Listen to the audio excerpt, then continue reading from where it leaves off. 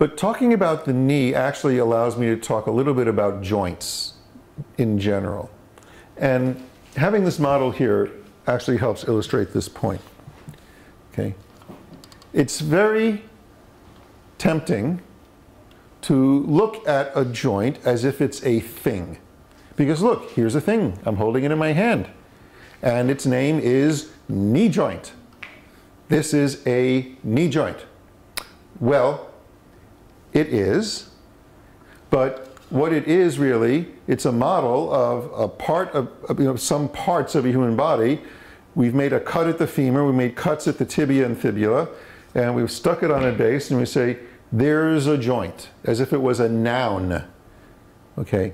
Fact is that the word joint means joined. It's the same word, joined, which is not a noun, it's a verb. So joints are relationships. They're not things, they are relationships. And like any relationship you could ever have, they tend to be complicated. Some relationships are more complicated than others. Some joints are more complicated than others. For example, the hip joint is a far less complicated joint, structurally, mechanically, than the knee. Okay.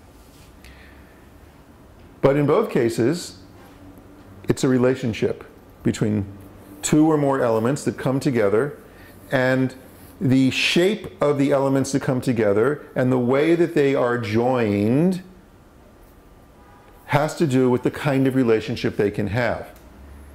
And like any relationship, if it's going to be healthy, it has to exhibit a balance between sthira and sukha, between the things that limit it and the movements that can occur within it, between stability and mobility. When these principles occur in relationships other than mechanical ones, like in joints, like between people, we still know that these are important issues. We call them space and boundaries, right? Why else do we spend all this money on shrinks?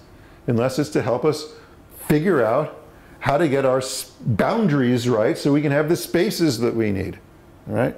This is part of understanding relationships.